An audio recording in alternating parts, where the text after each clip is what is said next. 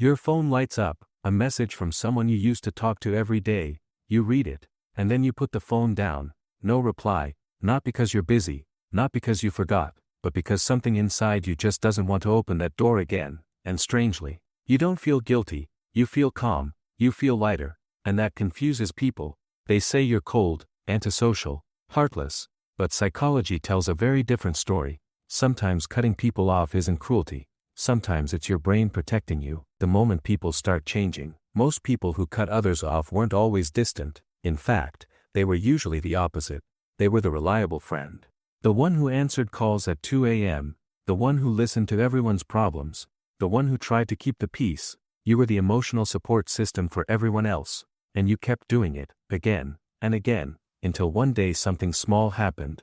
You saw their name on your phone, and you didn't pick up, and the strange part, nothing bad happened.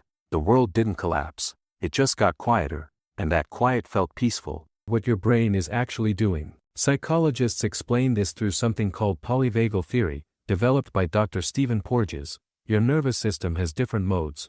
One mode is social engagement. This is when you feel safe connecting with others. But when your brain senses repeated emotional stress, something changes. Your nervous system switches into protection mode. Instead of reaching out, it pulls back. Instead of connecting, it conserves energy. This response is sometimes called the dorsal vagal shutdown. It sounds dramatic, but the idea is simple. Your brain treats emotional exhaustion the same way it treats physical danger. If something drains you enough times, your system learns to avoid it, not because you're weak, because you're protecting your energy. Where this pattern often begins, for many people, this sensitivity to emotional stress starts early in life. Some children grow up learning to read the room before they even understand why. They watch their parents' moods. They sense tension before anyone speaks. Psychologist Murray Bowen described this as emotional cutoff. When closeness in relationships feels unpredictable or overwhelming, the brain adapts. It learns that distance sometimes feels safer than connection.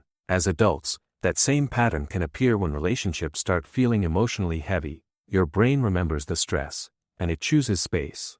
Not because you hate people, but because your system learned that constant emotional pressure has a cost. The difference between walls and boundaries. But here's where things become important.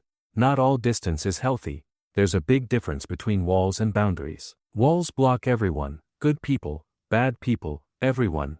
Boundaries are different.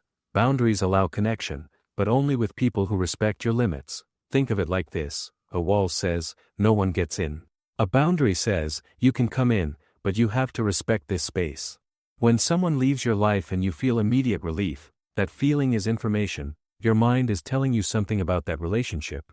Sometimes peace is the clearest signal your brain can give. Why some people become very selective. Research shows that people who experience repeated emotional stress often become extremely good at noticing patterns. They start recognizing behaviors others overlook. The friend who only calls when they need something. The person who disappears until it's convenient. The family member whose kindness always comes with conditions. Over time your brain builds a kind of social radar. You begin detecting emotional patterns faster than most people. And once you see those patterns clearly, pretending not to see them becomes exhausting. So instead of constantly explaining yourself, fixing things, or absorbing negativity, you simply step away. Not from everyone, just from what drains you. Solitude versus loneliness. People often confuse two very different experiences. Loneliness is wanting connection but not having it. Solitude is choosing space and feeling peaceful in it. One feels like rejection. The other feels like breathing again. When your phone becomes quiet and instead of anxiety you feel calm. That's not isolation. That's relief. And relief usually means something important changed. If you've started stepping back from certain people in your life, it doesn't automatically mean something is wrong with you. It might simply mean you've started paying attention to how relationships actually affect your energy. You're not cold. You're not heartless. You're selective. And sometimes becoming selective is the first step toward building healthier connections.